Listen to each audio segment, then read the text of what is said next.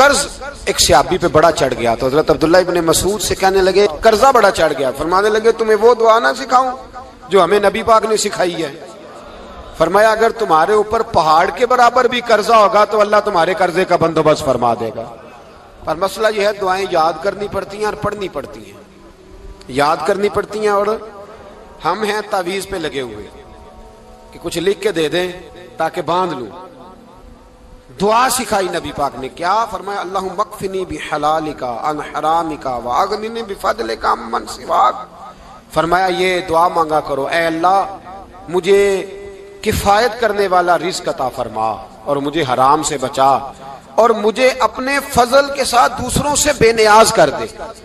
یعنی اس کا سادہ ترجمہ یہ ہے کہ اللہ بندوں کا محتاج نہ کر مجھے اپنا محتاج. فرمایا یہ دعا پڑھو ادائے قرض کے لیے. ادائے قرض کے لیے یہ دعا پڑھو. اللہ تبارک و تعالی پہاڑ کے برابر بھی قرضہ ہوگا تو تمہیں اللہ اس سے نجات عطا کر دے گا. نبی پاک صلی اللہ تعالی علیہ وسلم نے ایک حدیث میں غصے کی دعا بھی بتائی ہے. ویسے میرے خیال میں لوگوں کو غصہ نہیں آتا. آج کل غصہ نہیں آتا. لوگوں میں تکبر آ گیا ہے. اپنے سے چھوٹے پہ غصہ آتا ہے, اپنے سے تگڑے پہ کیوں نہیں آتا؟ جس آدمی نے گلی پہ خیرات مانگنے والے پہ غصہ کیا وہ ایس ایچ او صاحب پہ کیوں نہیں کرتا؟ غصہ تو غصہ ہے نا, سب پہ ہونا چاہیے, لیکن بڑا سمجھدار غصہ ہے. غریب آدمی کو دیکھ کے غصہ آتا ہے, امیر آتا ہے تو غصہ نکل جاتا ہے. تو میں تو کہتا ہوں لوگوں کو غصہ, اگر تجھے غصہ آتا ہے تو مار دیوار کے ساتھ ٹکر تیرے غصے کی سمجھ آئے. یہ کس قسم کا غصہ ہے جو غریب پہ ہی ہاتھ اٹھا رہا ہے؟ تو خدا را خیال فرما. غریبوں کے حق میں بڑا غصہ, مجبوروں کے حق میں بڑا غصہ, ماتحتوں پر. اور اگر چودھری صاحب آ جائیں تو پھر بہانہ بنا لیتے, کہتے غصہ تو مینوں بڑا آیا سی, پھر میں کہا میرے گھر آیا ہے, پھر بہانہ بنا لیا. ایسے نہیں کرو. نبی پاک صلی اللہ علیہ وسلم نے دعا سکھائی بخاری میں. فرمایا جب غصہ آئے تو پڑھا کرو اعوذ باللہ من الشیطان. آتی ہے نا دعا ماشاءاللہ, اعوذ باللہ من الشیطان. جب غصہ آئے تو یہ والی دعا پڑھ لیا کرو. نبی پاک علیہ الصلوۃ والسلام نے ارشاد فرمایا کہ جب تمہارے بھائی کو چھینک آئے نا تو چھینک آنے والے کو کہنا چاہیے الحمدللہ. چھینک آئے اس نے کیا کہنا ہے؟ یاد ہو جائے گا کیا کہنا ہے؟ الحمدللہ. اور جو سنے اس نے کہنا یرحمک اللہ. کیا کہنا ہے؟ یرحمک اللہ, اللہ تجھ پہ رحم کرے. یہ پڑھنا ہے اس میں. حضرت عبداللہ بن مبارک رحمۃ اللہ تعالی علیہ نا دریا کے کنارے کھڑے تھے, کشتی سے اترے تھے ابھی اور وہیں کھڑے تھے. تو ایک آدمی, دو چار لوگ کشتی میں کنارے سے آپ کے پاس سے گزرے تو ایک کو چھینک آئی, اس نے کہا الحمدللہ. اب سنت ہے کہ جواب دو یرحمک اللہ, اللہ تیرے اوپر رحم فرما. جواب دینا تھا لیکن وہ کشتی تیزی سے گزر گئی. حضرت عبداللہ بن مبارک رحمۃ اللہ تعالی علیہ نے ملاح کو بلایا. فرمانے لگے اس کشتی کا پیچھا کرنا ہے. وہ کہنے لگا سواریاں بیٹھیں گی تو جاؤں گا. اس زمانے میں جو پوری کشتی کا ایک سائیڈ کا کرایہ تھا وہ 5 دینار تھا. فرمانے لگے تو نہ اس طرح کر, اسپیشل مجھے لے جا بٹھا کے. کیا لے گا؟ اس نے کہا 20 دینار لوں گا. فرمایا 20 ہی دوں گا. اس کشتی کا پیچھا کیا اور جس آدمی کو چھینک آئی تھی نا اس سے جا کے یرحمک اللہ کہا. اس نے جواب میں جزاک اللہ کہا. تو آپ فرمانے لگے میرا کام ہو گیا, واپس چل. ملا دنیا دار تھا, وہ سوچنے لگا. پہلے تو اس نے سوچا میرا کیا ہے, 20 دینار تو ان کے گئے ہیں.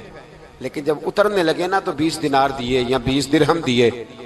تو وہ کہنے لگا حضرت جی صرف ایک لفظ کہنے کے لیے آپ نے اتنا پیسہ خرچ کر دیا. فرمایا لفظ کہنے کے لیے نہیں, اپنے مصطفیٰ کی سنت ادا کرنے کے لیے, اپنے نبی پاک علیہ السلام کی سنت ادا کرنے کے لیے. یرحمک اللہ, اللہ تیرے اوپر رحمت کرے. کس طرح کا خوبصورت انداز سکھایا.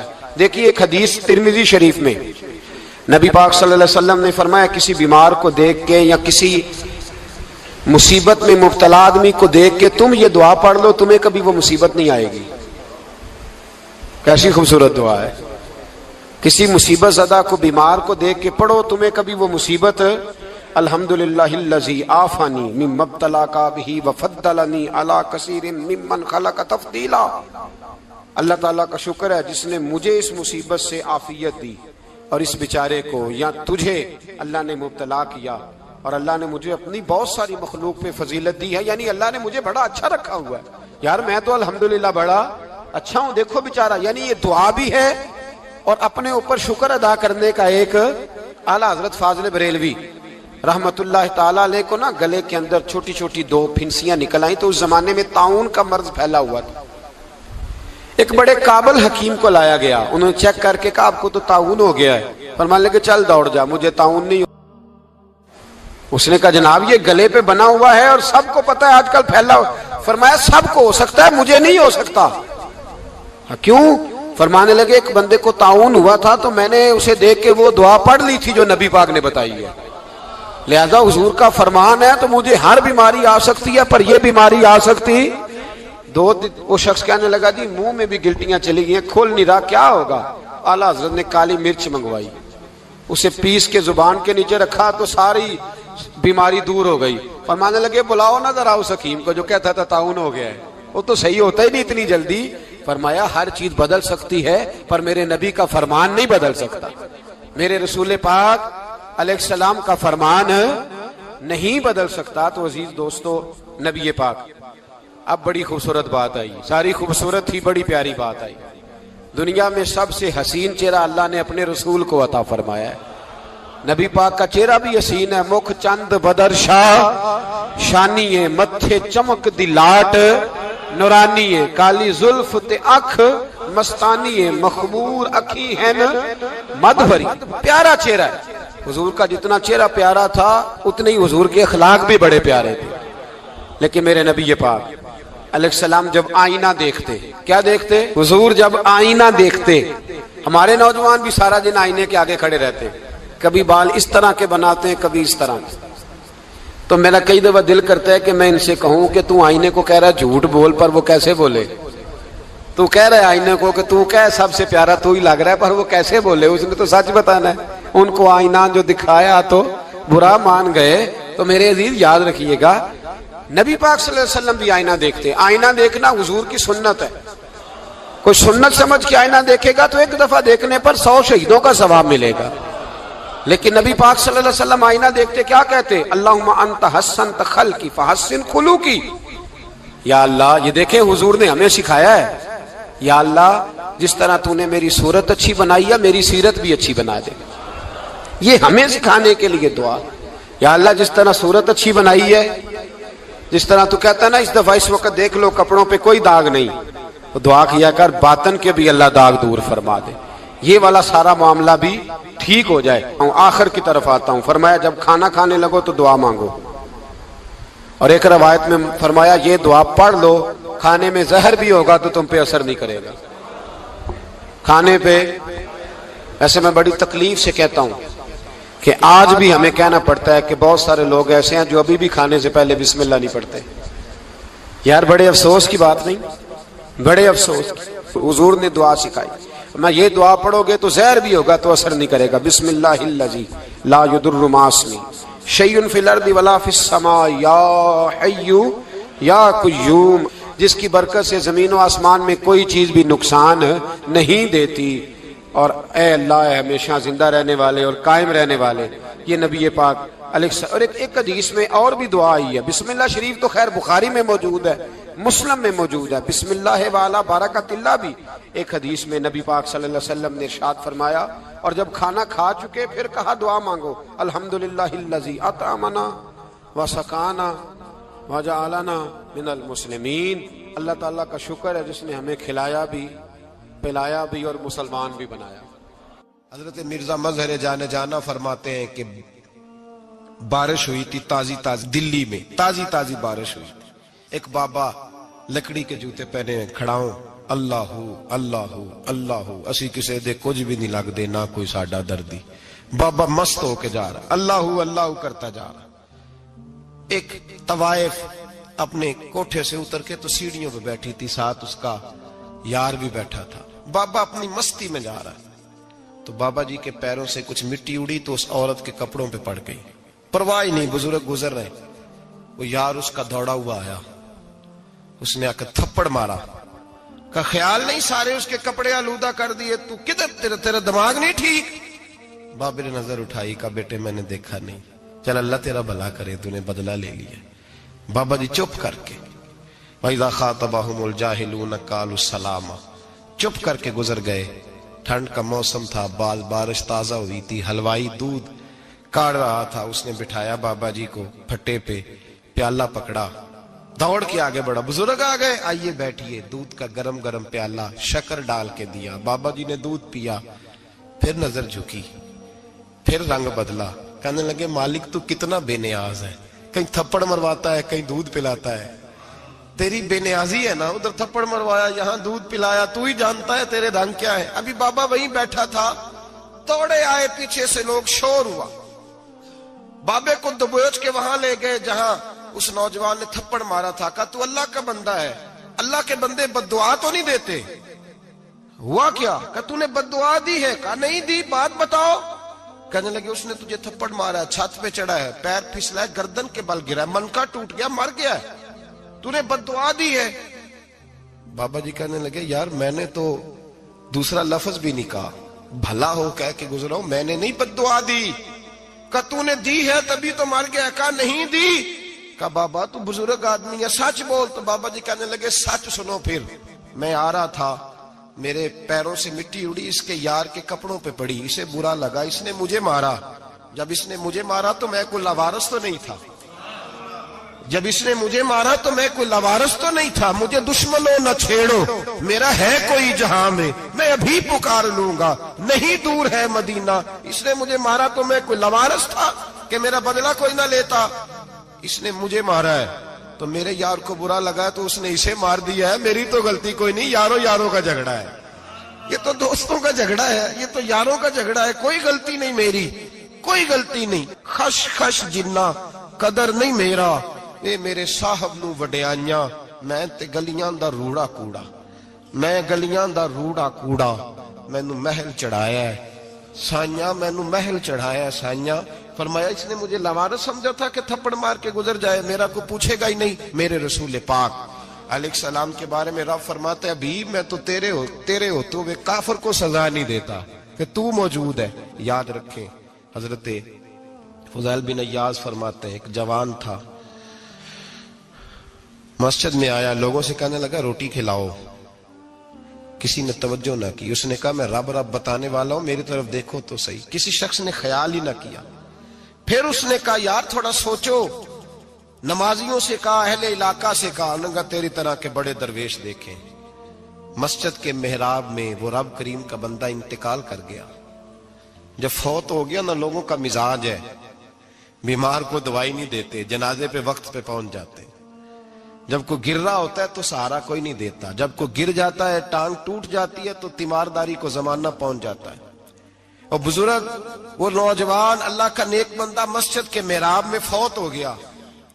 حضرت فضیل ابن عیاض کہتے ہیں امام صاحب نے اعلان کیا چندہ دو، کوئی لاوارث فوت ہو گیا، کفن دینا۔ چندہ کٹھا ہوا، کفن خریدا، جنازہ پڑا، عشاء کے بعد دفن کر کے آئے، فجر کی نماز کے لیے جب امام اور مؤذن مسجد میں آئے تو چیخیں مارنے لگے، تڑپنے لگے، دور دور تک آوازیں پھیل گئی، دنیا دوڑی آئی، کیا ہوا؟ کہنے لگے وہ جو تم نے کفن پہنایا تھا وہ یہاں پڑا ہوا ہے، اور دیکھو کفن پہ تحریر لکھی ہے۔ تحریر کیا ہے؟ عرش کے مالک نے فرمایا میرے دوست نے روٹی مانگی تم نے دی نہیں، اس نے تمہیں میرے قریب کرنے کے لیے اپنی طرف توجہ کرائی، تم نے کی نہیں، اور میرا یار تمہارے کفن کا محتاج تھا، سنبھال کے رکھو اپنا کفن، میں نے اسے جنت کا لباس عطا فرما دیا، سنبھال کے رکھو، یہ کوئی لاوارثوں کا ٹولہ ہے۔ یاد رکھیں جو وارث والے ہیں، وارث والے ان کا رنگ اور ہے، جو ماننے والے ہیں ان کا مزاج اور ہے، اپنی زندگی لاوارثوں کی طرح نہیں۔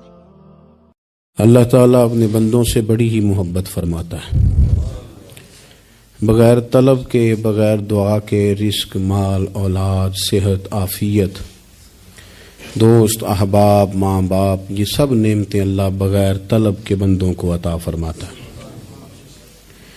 اللہ تبارک و تعالیٰ اپنے بندوں کے حق میں رحمت والے فیصلے کرتا ہے، درگزر والا معاملہ فرماتا ہے۔ جگہ جگہ قرآن مجید میں اللہ تعالیٰ نے اپنے بندوں پر رحمت کرنے کا ذکر فرمایا ہے، ان اللہ یغفر الذنوب جمیعا، فرمایا بے شک رب تمہارے سارے ہی گناہ معاف فرما دے گا، تم نا امید نہ ہونا، وہ معاف کر دے گا تمہیں۔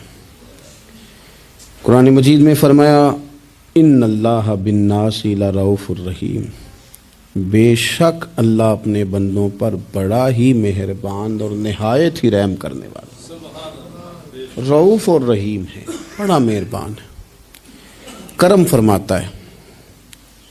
اللہ تعالیٰ اپنے بندوں سے بڑا جلد راضی ہو جاتا ہے، وہ اپنے بندوں کو بہت زیادہ مشقت میں نہیں ڈالتا، وہ اپنے بندوں سے اپنی نعمتوں کا بدلہ نہیں چاہتا، بہت سخت مشقت والی عبادتیں نعمتوں کے بدلے نہیں چاہتا، وہ بڑی جلدی رحم فرماتا ہے۔ ماں پیار کرتی ہے اپنے بچے سے، لیکن وہ ناراض بھی ہو جاتی ہے بعض چیزوں پہ، بعض معاملات اس کا دل بھی دکھاتے ہیں، بعض جگہ وہ رو کے یہ بھی کہتی ہے کہ تو نے میری محبت کا کوئی نتیجہ نہیں مجھے دیا، میری ساری کمائی تو نے ضائع کر دی۔ والد بہت ساری جگہوں پہ ناراض ہوتا ہے، شکوہ کرتا ہے، کہتا ہے میری بیماریوں کی، پریشانیوں کی، بڑھاپے کی، کمزوریاں کا سبب بیٹے تو ہی بن گیا، یہ ساری تکلیفیں تو ٹھیک ہو جائیں تو میری شاید عمر بھی بڑھ جائے، صحت بھی ٹھیک ہو جائے، میں زیادہ دیر جوان رہ سکوں۔ ناراض ہوتے ہیں ماں باپ، اسی طرح ماں باپ راضی بھی ہو جاتے ہیں، وہ بڑی جلدی راضی ہو جاتے ہیں۔ میں اکثر کہتا ہوں کہ والد کو راضی کرنے میں 5-7 منٹ لگ جاتے ہیں، اماں تو 1.5-2 منٹ میں راضی ہو جاتی ہے، ابا جی کو 5-7 منٹ لگتے ہیں، کئی دفعہ کہنا پڑتا ہے، کوئی دلائل دینے پڑتے ہیں، لیکن والدہ کے لیے تو کچھ بھی نہیں، آپ نیرا جا کے پیروں میں بیٹھ ہی جائیں، کچھ بھی نہ کریں، آپ پورا روئیں نہ، رونے والا منہ ہی بن جائے تو اماں تو نرم ہی نرم ہے، جس وقت جو مرضی آپ کرا لیں ہو گیا۔ اللہ تبارک و تعالی بلا مثال و بلا تشبیہ سمجھانے کے لیے عرض کرتا ہوں، اللہ بھی بعض معاملات میں اپنے بندوں سے ناراض ہو جاتا ہے، وہ کہتا ہے میں تکبر کرنے والوں کو پسند نہیں کرتا، وہ کہتا ہے فسادی پسند نہیں ہے، وہ فرماتا ہے کہ راہوں میں کجی کرنے والے پسند نہیں ہیں، وہ فرماتا ہے کہ بدعہدیاں کرو گے تو میں صبح قیامت تم سے سوالات کروں گا۔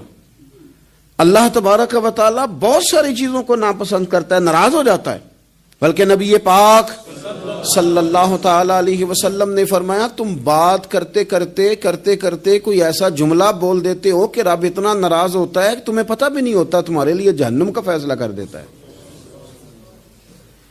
اس لیے پہلے تولو پھر بولو، خود اپنے لفظوں کی تو تم پہرے داری کرو نا کہ میں کیا کہہ رہا ہوں، کوئی ایسا جملہ، کوئی ایسی بات وارث شاہ مان کری نہ وارثاندہ، کوئی ایسی بات نہ تمہاری زبان سے نکلے۔ اور حضور یہ بھی فرماتے ہیں کہ اس کا دوسرا پہلو بھی ہے، بعض اوقات تم بات کرتے ایسا جملہ کہتے ہو وہ اتنا راضی ہوتا ہے کہ تمہارے لیے جنت کا فیصلہ فرما دیتا ہے۔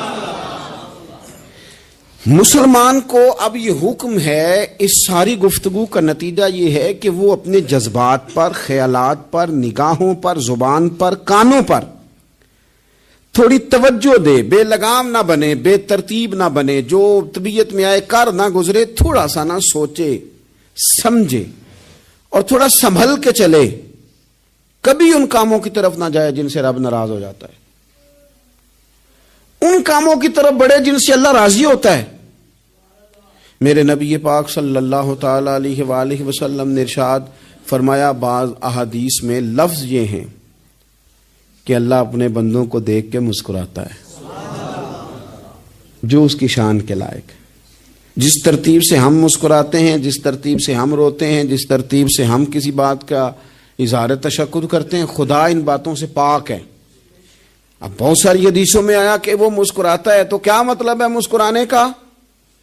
تو علماء تفسیر نے لکھا ہے مسکرانے کا مطلب یہ ہے کہ وہ بڑا ہی راضی ہوتا ہے اپنے بندے سے، بڑا راضی ہوتا ہے، یہ مطلب ہے۔ ایک تو مسکرانے کا مطلب یہ کہ وہ بڑا راضی ہو گیا، وہ مسکرا دیا اپنے بندے پہ، اور ایک اس کا معنی خود نبی پاک صلی اللہ تعالی علیہ وسلم نے بیان فرمایا۔ مسند امام احمد بن حنبل میں حدیث ہے، حضور سید عالم علیہ السلام سے صحابہ نے پوچھا، یا رسول اللہ شہید تو بڑے لوگ ہوتے ہیں، شہیدوں میں افضل کون ہے؟ تو اللہ کے حبیب علیہ السلام فرمانے لگے، وہ والا بندہ جو ڈٹ گیا تھا کافروں کے مقابلے میں، وہ ہلا نہیں، پوری طرح ڈٹ کے جو لڑا وہ شہداء میں افضل ہے۔ حضور فرماتے ہیں وہ جنت کے بالا خانوں میں سیر کرے گا اور رب اسے دیکھ کے مسکرائے گا. رب اسے دیکھ کے مسکرائے گا. اللہ تعالیٰ مسکراتا ہے اسے دیکھ کے. اور اگلے جملے میں حضور نے وضاحت کر دی, فرمایا جب رب دنیا میں کسی پر مسکراتا ہے نا تو اس کا معنی یہ ہے کہ قیامت میں پھر اللہ اسے حساب کو ہی نہیں لے گا. جس پر اللہ دنیا میں مسکرا دیا اس سے کوئی حساب, تو وہ کام ڈھونڈنے چاہیے نا جس سے اللہ مسکرائے. ویسے کبھی ہم ایسا کرتے ہیں کہ نہیں کہ کسی کو راضی کیا جائے؟ یہ کام ہم کرتے ہیں کہ ہماری کمپنی کا جو سربراہ ہے وہ ہم سے راضی رہے. جس ادارے میں ہم پڑھاتے ہیں اس ادارے کا بڑا ہم سے راضی رہے. یہ کرتے ہیں ہم, اس کے لیے کچھ نہ کچھ ہیلے بہانے ہم کرتے ہیں. برادری, قبیلہ, علاقہ, بستی, لوگ کسی طریقے سے ہمارے ساتھ مطمئن رہیں, کرتے ہیں نا یہ سارے کام. اس میں تھوڑی مشکل بھی ہمیں آتی ہے لیکن کرتے ہیں. کیا کریں, گھر میں بھی کئی دفعہ ایسا ماحول بنانا پڑتا ہے. چلیں ایک اور میٹھی مثال دیتے ہیں, زیادہ سمجھ میں آئے گی. چھوٹا بچہ خوش رہے, آپ اس کے لیے محنت نہیں کرتے. وہ چھوٹا ہے, اس کو خوش کرنا فرض ہے ابا پہ, لیکن وہ کہتا ہے کہ میں نے موٹر سائیکل لینا ہے. چھوٹا ہے, چلا ہی نہیں پائے گا, تو ابا پھر اسے راضی کرتا ہے, کہتا ہے بیٹے چھوٹا سائیکل لے لے, چل میں تجھے اڑانے والا جہاز لے دیتا ہوں. مقصود کیا ہے کہ اس کو ناراض نہیں کرنا, یہ روئے نہ, اس کا دل نہ ٹوٹے. ہو یارو سنو نا میں کیا کہہ رہا ہوں. اگر چھوٹے بچے کے لیے وہ چیزیں ڈھونڈتے ہو, میرے ابا جی نا اپنے نواسے کے لیے کھلونا لے کے آئے تو بچہ بڑا ہی کھیلا, تو ابا جی کہنے لگے لو پیسے پورے ہو گئے میرے. بچے کو پسند بڑا ہے نا, پیسے پورے کر چھڑے نے, دیکھو نا جی کتنا اس کو راضی ہوا ہے.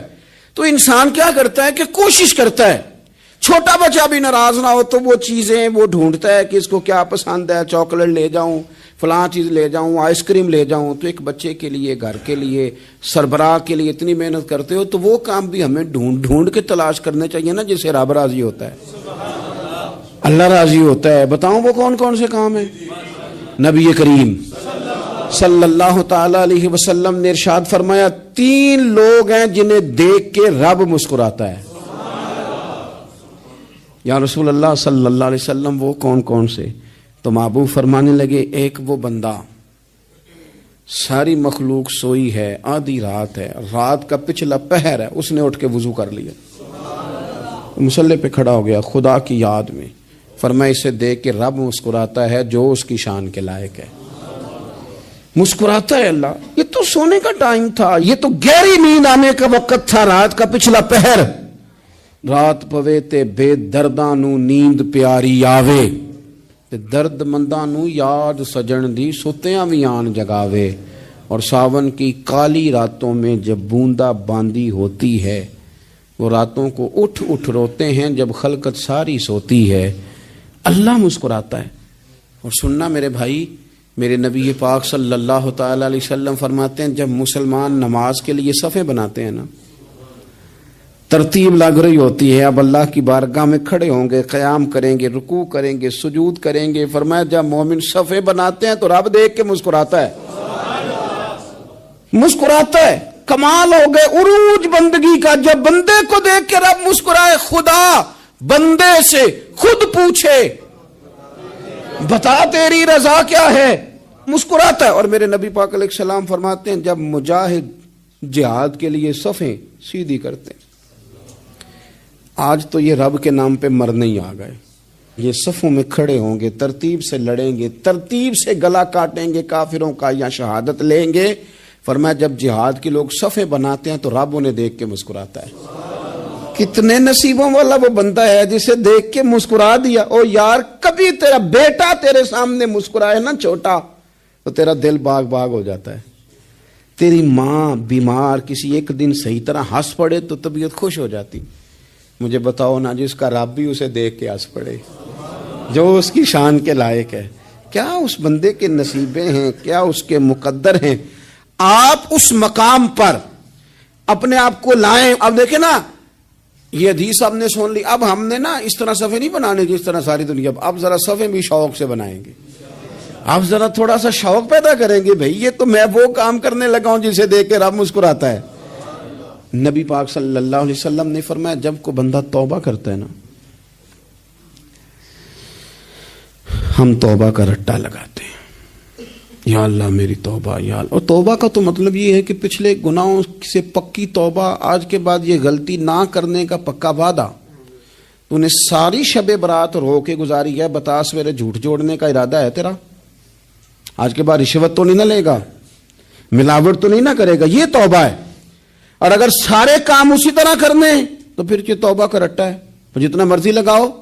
حضرت علی بن ربیعہ رضی اللہ تعالیٰ عنہ فرماتے میں مولا علی کے ساتھ تھا، مقام حرہ کی طرف جا رہے تھے، حضرت علی نے ہاتھ اٹھا کے دعا مانگی ہماری تعلیم کے لیے، ورنہ حضرت علی ہم صحابہ کو محفوظ عن الخطا تو مانتے ہیں نا. ہاتھ اٹھا کے کہا اے اللہ ہمارے گناہ بخش دے، تیرے علاوہ کوئی معاف کرنے والا نہیں. اور پھر حضرت علی آسمان کی طرف دیکھا اور دیکھ کے نا حضرت علی بن ربیعہ کو تو مسکرائے. حضرت علی بن ربیعہ کہنے لگے حضور مسکرائے کیوں ہو؟ فرمانے لگے ایک دن میں حضور کے ساتھ اسی طرح آیا تھا، اسی طرح حضور نے دعا فرمائی تھی ہماری تعلیم کے لیے، اور پھر حضور مجھے دیکھ کے مسکرائے تھے اور فرمایا جب کوئی بندہ رب کی بارگاہ میں اس طرح استغفار کرتا ہے تو رب مسکراتا ہے اور مسکرا کے فرماتا دیکھ لو میرے بندوں کو پتا ہے کہ میرے علاوہ معاف کرنے والا کوئی نہیں، انہیں پتا ہے، تم اس کی بارگاہ میں رجوع تو لاؤ، آؤ تو صحیح دو آنسو لے کر. اقبال کہتے ہیں کہ موتی سمجھ کے شان کریمی نے چن لیا، قطرے دو گرے میرے ار کے انفال کے، دو میں نے آنسو بہائے تھے تو اس کے کرم نے تو موتی سمجھ کے چن لیے. سنو نا حضور اس استغفار کو اللہ کو یار رات کو توبہ کر کے سونا چاہیے. ہمیں کچھ غلطیاں ہم کرنا نہیں چاہتے پر ہم سے ہو جاتی ہیں، کچھ دل ہم توڑنا نہیں چاہتے پر وہ ٹوٹ جاتے ہیں، ہماری مجبوری ہوتی ہے ٹوٹ جاتے ہیں. رات کو اس کی بارگاہ میں ہاتھ باندھ کے کشکول طلب دراز کر کے خوب استغفار پڑھنا چاہیے کہ مالک بندے ہیں نا کیا کریں، نفس کا ساتھ ہے، دنیا کا ساتھ ہے، خواہشات نفسانیہ، مالک معاف کر دے. درد سے توبہ، رسم نہ ہو، کہانی نہ ہو، لفظ نہ ہو، جملے نہ ہو، اور جناب ایسے لوگوں کے بیچ بڑے ہاتھ باندھ کے اور بڑا کوئی ضرورت نہیں.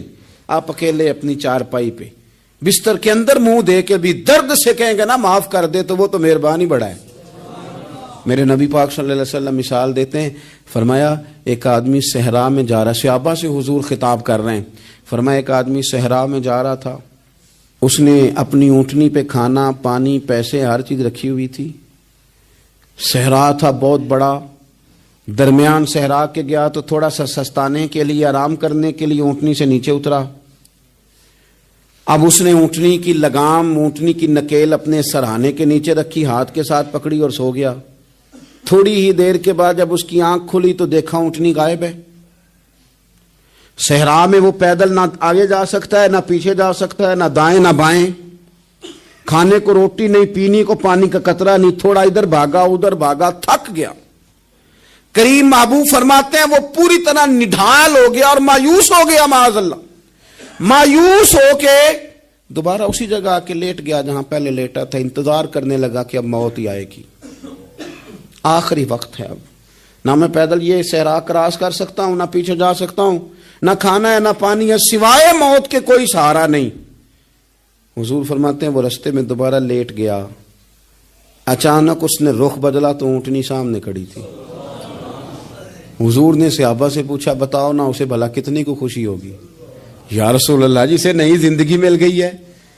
آپ دیکھیں نا سارے ڈاکٹروں نے کہہ دیا کہ اس کے تو گردے میدا جگر ہر چیز ختم ہے، گھر لے جاؤ خدمت کرو، ہر طرف پریشانی ہے. وہ بندہ بھی سمجھ گیا ہے کہ آخری وقت آ گیا، کل جاؤں پرسوں جاؤں، تیاری ہو گئی، سب لوگ آ گئے، باہر والے بھی آ گئے، یہ ماحول ایک عجیب رنگ اختیار کر گیا. اچانک ایک ڈاکٹر نے آ کے کہا نہیں غلطی لگ گئی تھی. مجھے بتائیے انداز کیا ہوتا ہے؟ بغیر دوائی کے بندہ اٹھ کے کھڑا نہیں ہو جاتا. او میں تو بچ گیا ہوں.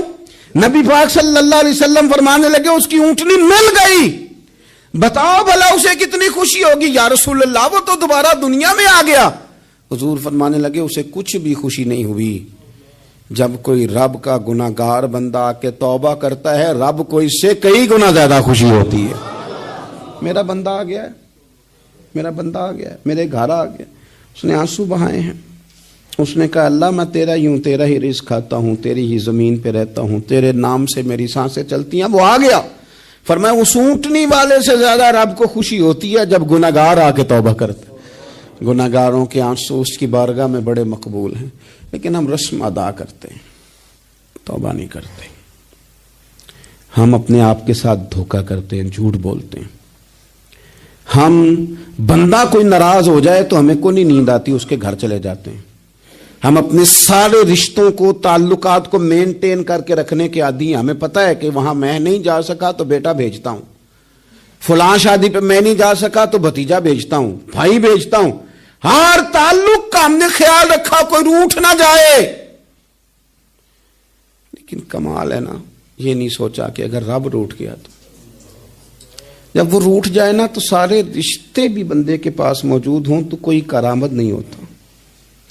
پھر کروڑوں روپیہ جیب میں ہوں تو ڈاکٹروں کی دوائیاں اثر نہیں کرتی۔ وہ روٹھ جائے تو پھر انسان اس طرح سے پھسلتا ہے کہ بڑے بڑے اس کے پاس دروازے ہوتے ہیں پر کسی جگہ اس کا ہاتھ نہیں لگتا۔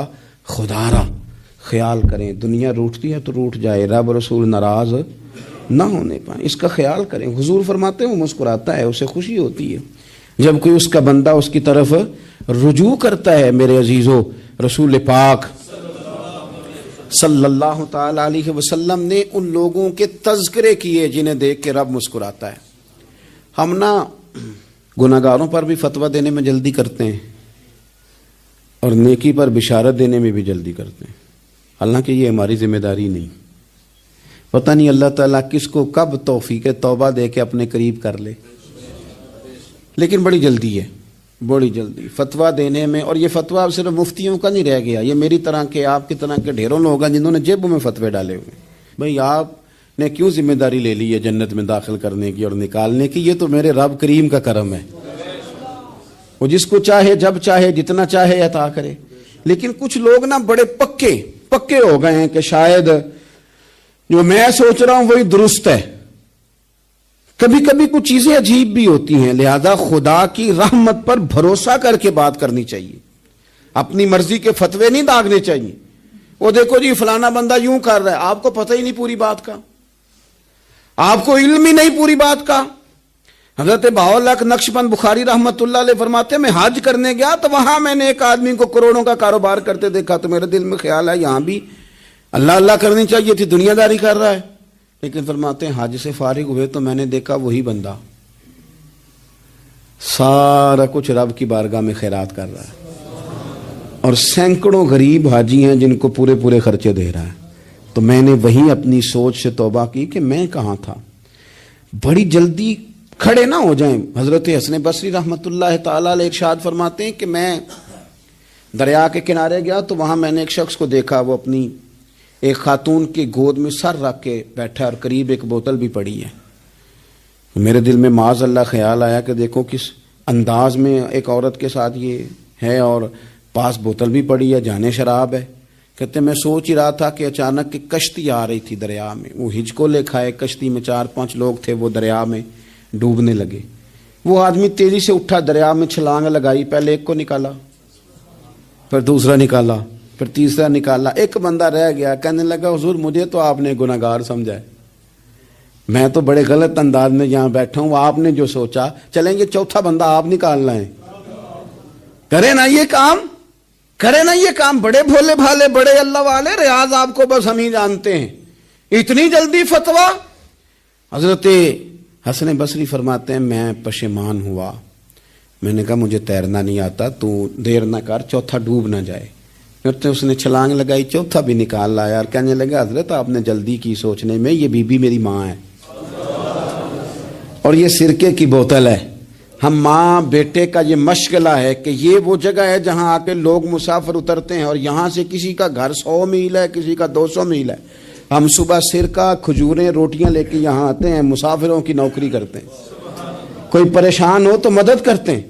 حضرت خواجہ حسن بصری فرماتے ہیں میں نے معافی مانگی، ان سے بھی مانگی، رب سے بھی مانگی۔ انہوں نے مانگ لی نا بزرگ تھے، پر ہم کو نہیں تیار مانگنے کو۔ ہم ہر وقت بدگمانیاں، وہ فلانے جرم کرتا تھا، میں اسے اب کیسے نیک مان لوں؟ بھئی اب وہ نمازی ہے، خدا کے گھر آتا جاتا ہے، اب اللہ کی بارگاہ میں حاضر ہوتا ہے، جب رب نے معاف کر دیا تو بھی سوچ بدل جا۔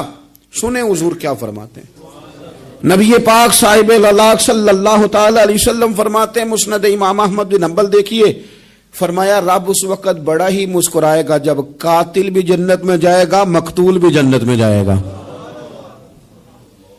یا رسول اللہ مقتول تو گیا، یہ قاتل کیسے چلا گیا؟ حضور فرماتے ہیں جائے گا، اور جائے گا اور رب مسکرائے گا جو اس کی شان کے لائق ہے۔ یا رسول اللہ کس طرح؟ تو نبی پاک صلی اللہ علیہ وسلم فرمانے لگے اس نے ایک مومن کو قتل کیا تھا، وہ شہید ہو کے جنت میں چلا گیا، اب اللہ نے بعد میں اسے توبہ کی توفیق دے دی۔ پہلے اس نے کلمہ پڑھا، پھر یہ میدان میں اترا، کافروں سے لڑا، یہ شہید ہوا، رب نے اسے بھی جنت دے دی۔ قاتل بھی جنت میں، مقتول بھی جنت میں، اور بات اتنی انوکھی ہے کہ رب دیکھ کے مسکرا رہا ہے جو اس کی شان کے لائق ہے۔ ہم جلدی میں ہیں، ہم انتظار نہیں کر رہے کہ شاید توبہ کر جائے، ہم انتظار نہیں کر رہے، لیکن میرے عزیز اتنی جلدی نہ کریں۔ سوچوں کا صاف ہونا، ذہنوں کا پاک ہونا، اور لوگوں کے بارے میں گمان کا اچھا ہونا۔ آپ کسی نفسیات کے ڈاکٹر کے پاس چلے جائیں، اسے کہیں ٹینشن بڑی ہے، میں ان کے مضامین پڑھتا رہتا ہوں، وہ سب سے پہلا سبق آپ کو یہ پڑھائیں گے کہ اچھا سوچا کریں۔ اچھا سوچنے سے بندہ تندرست رہتا ہے۔ کس سے بندہ تندرست رہتا ہے؟ ہیں جی واقعی، یعنی اس والے پڑوسی کے بارے میں بھی اچھا سوچنا ہے، گھر میں اس والے کے بارے میں بھی، چھوٹے بھائی کے بارے میں بھی اچھا سوچنا ہے، اور بڑے کے بارے میں بھی اچھا ہی سوچنا ہے۔ یعنی اپنی برادری قبیلے کے بارے میں بھی اچھا سوچیں، جو قبیلے کا نہیں اس کے بارے میں بھی چلیں تھوڑا سا اچھا سوچ لیں۔ اپنے بارے میں تو اچھا سوچا ہے بڑا، میں کہتا ہوں کہ ہم اپنی غلطیوں سمیت اپنے آپ سے بڑا پیار کرتے ہیں، اور دوسرے کی ایک غلطی نظر آ جائے تو ہمیں گھین آنے لگ جاتی ہے۔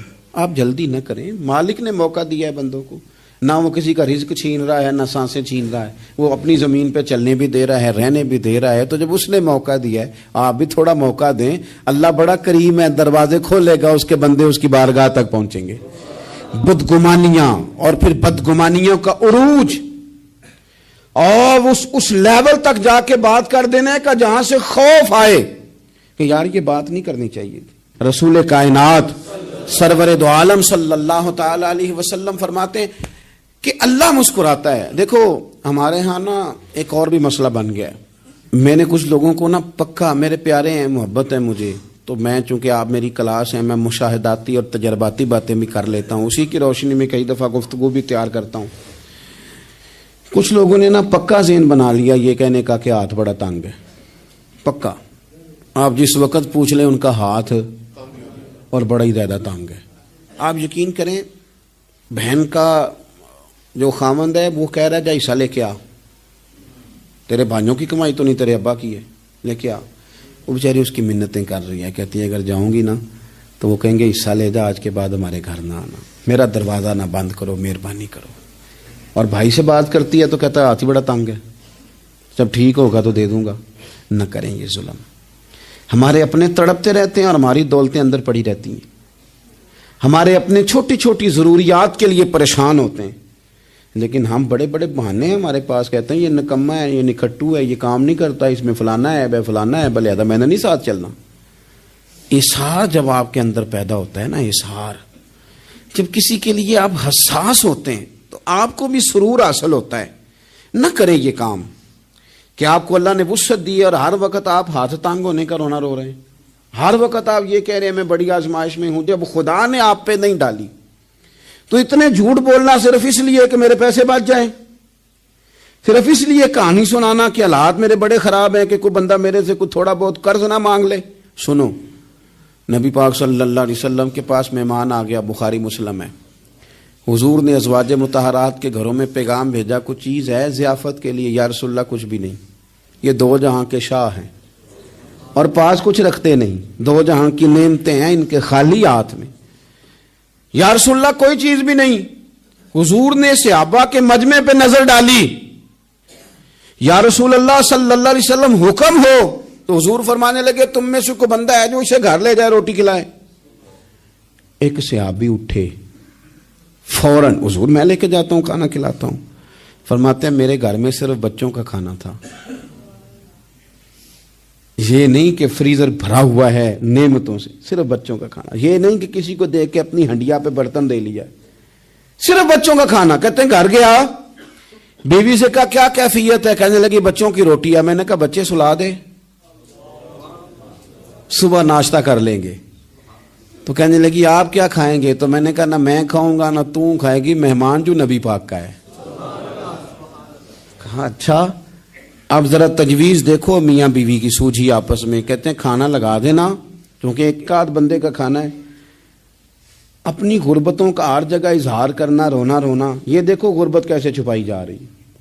اس کو کہا نہیں کہ چل تو تھوڑا رحم کھا، تو آیا ہے تو تھوڑا رحم کھا، یہ نہیں کہا.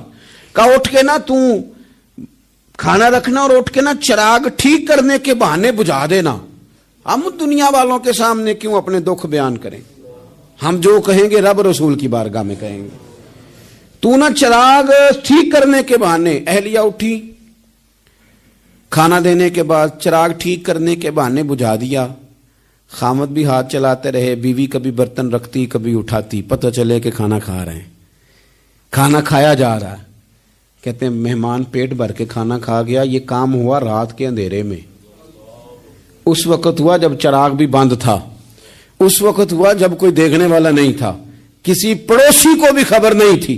فرماتے ہیں صبح کے اجالے میں اس مہمان کو لے کے مسجد نبوی میں نے قدم رکھا تو نبی کریم نے فرمایا رات جو تم نے کام کیا ہے نا اسے دیکھ کے میرا رب بڑا مسکرایا ہے.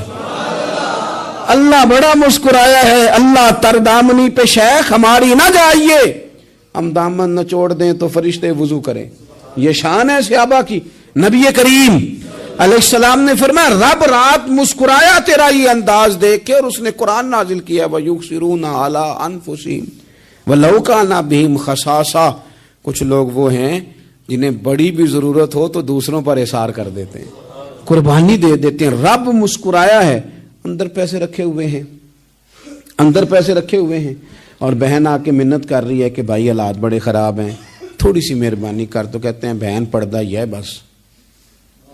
کیسے بتاؤں تجھے حالات، تجھے کیا بتاؤں کام کتنی مشکل سے چلتا ہے. یہ پردہ یہ بس.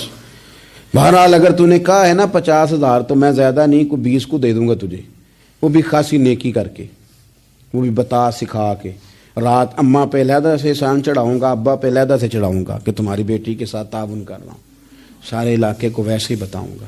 اور وہ غریبنی بیچاری 20,000 لے کے گھر گئی ہے، پہ سفارشیں کر رہی ہے کہ مہربانی کرو. میں نے ایسے بھی دیکھے ہیں جو پہلے بیوی کو پکڑاتے ہیں تو دے، اس لیے کہ پھر وزیر اعظم تو ڈنڈا نکال لے گا تو بڑا مشکل ہو جائے گا پھر گھر میں رہنا. لہذا وہ یہ تو آگے لگ. یہ کیا لہجہ ہے آپ کا؟ یہ تو کسی کو بھی دیں تو چھپا کے دینے کا حکم ہے. کسی کو بھی دیں تو ہمیں حکم یہ ہے کہ سیدھے ہاتھ سے دینا ہے، الٹے کو خبر. اور یہ جو بالکل ہی اپنے ہیں ان پر تو پردہ پوشی آپ کے لیے ویسے ہی ضرورت تھی.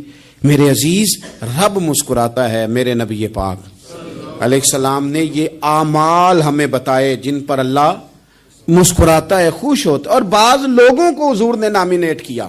حضرت سعد بن معاذ رضی اللہ تعالیٰ عنہ عظیم صحابی تھے. یہ وہ خوبصورت صحابیاں جن کے جنازے کو کندھا میرے نبی پاک نے عطا فرمایا.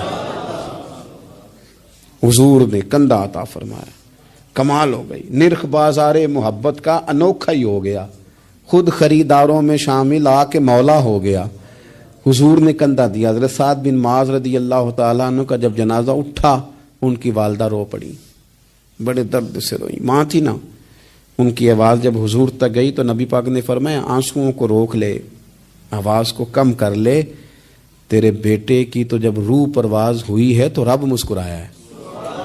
جس کے آنے پہ رب راضی ہو مسکرا دے جو اس کی شان کے لائق ہے. یہ تو وہ لوگ ہیں کہ جن کے جانے پر نا رب، وہ کسی نے کہا تھا کہ میرے مرنے پہ ہر سو شور مچ جائے گا، دیکھو گے میرے مرنے پہ ہر سو شور تمہیں پتہ چل جائے گا جب ہم جائیں گے. میرے مرنے پہ ہر سو شور مچ جائے گا، دیکھو گے. اور کہنے الوداع سرکار خود تشریف لائیں گے. اور درویش کہنے لگے بعد مرندے مکھڑا میرا ہو جاوے جے تازہ، پھر سمجھ لینا محبوب میرے نے آن پڑے ہے جنازہ. اور عاشق کا جنازہ ہے ذرا دھوم سے نکلے اور محبوب کی گلیوں سے ذرا گھوم کے نکلے.